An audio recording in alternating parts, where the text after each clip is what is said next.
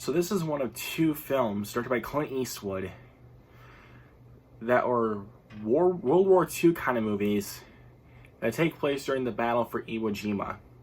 One of them was nominated for Best Picture from the Academy, but it was not this one, and I kind of understand why.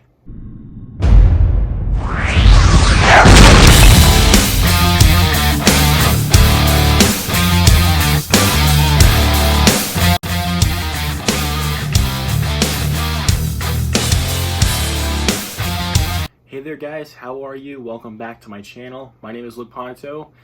Thank you guys so much for clicking on the video and stopping by here today. And I hope you guys enjoy your stay. But today just from the cold open, we're going to be taking a look at both of the Clint Eastwood directed films that take place during the battle for Iwo Jima during World War II.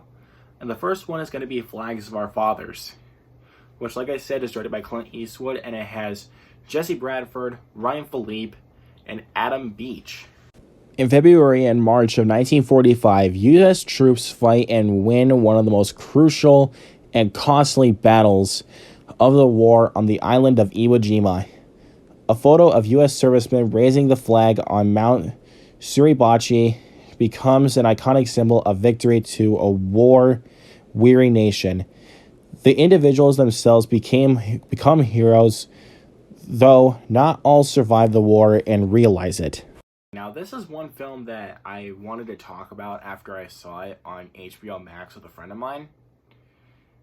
And, okay, let's first start off with the positives of the film.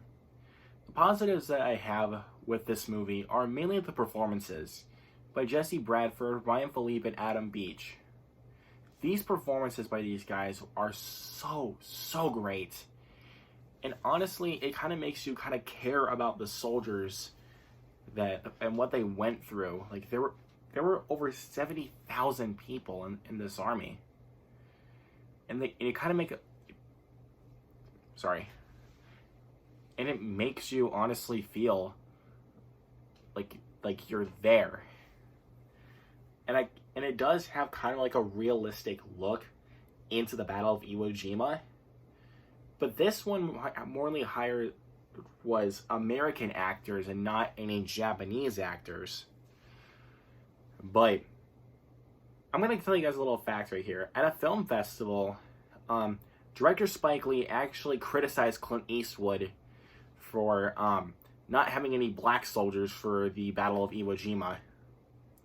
And I'm going to say, I don't blame Spike Lee for criticizing Clint Eastwood, to be completely honest. The war scenes are done pretty well. To be honest, the war scenes are done pretty well. And there are some sequences that, and also the graphicness of the war scenes with the violence and everything. That's what I want. That's what I like to see in war movies. I like to see the more graphic side of war, rather than just being like a safe place of it. But, okay, so I really wanted to talk about this film and like some of the things that were really bothering me with this movie. Okay, so one of the things that honestly bothered me about this movie was the color grading. During the war scenes, the color grading looked a little bit too purple, to be honest. And I was like, that did not look purple during World War II. I wasn't born during that era, obviously, but just by the color grading, I can tell that it's not what it looks like. Because I get the reason why they try to do that, but I really don't think they really needed like purple color grading. It could have been like a little lighter blue or something like that for the color grading. It just kind of looked a little bit too purplish to me. And also, the biggest thing that really bothered me about this movie was it tried to be so many different war films that were done a million times better than this movie.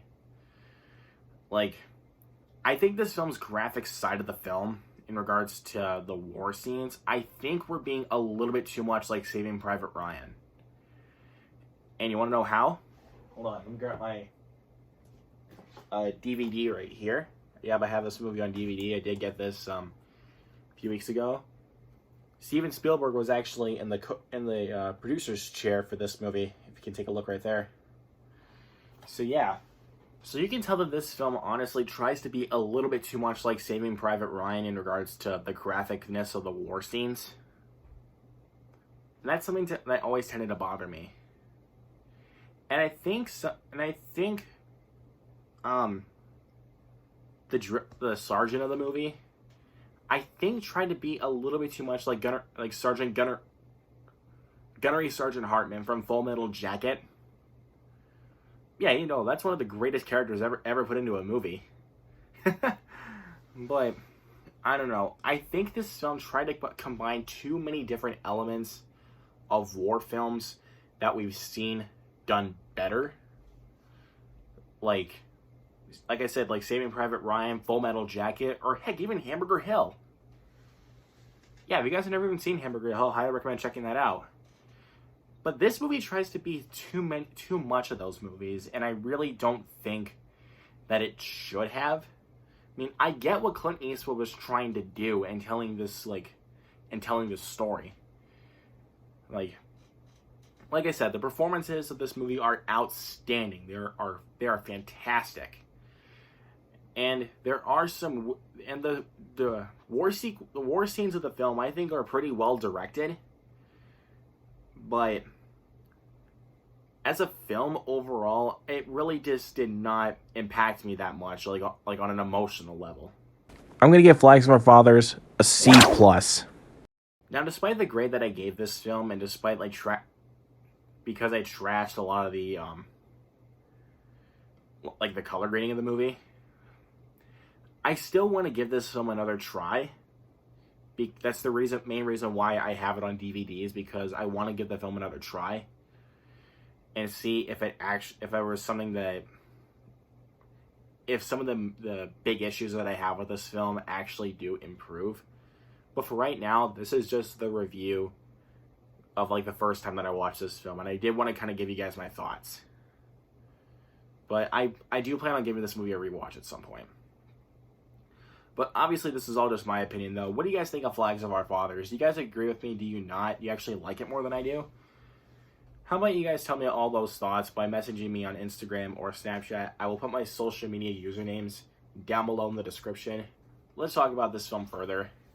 And if you guys are new here and you want to keep discussing movies with me, I think this channel might be the one for you. So make sure to hit that subscribe button down below. And also click on the bell icon and click on all to get notified of every single video I upload here on the channel. And if you guys enjoyed this video, I'm going to need you to hit that thumbs up on your way out. I really would appreciate it. You guys are seriously awesome. Thank you all so much for stopping by and clicking on the video. It really means a lot to me. Look out for more fun content in this channel soon, including the other companion piece of this movie, Letters from Iwo Jima. I'm going to be talking about that one and giving you guys a video on that. So, anyways, guys, once again, thank you all for watching, and make sure to subscribe.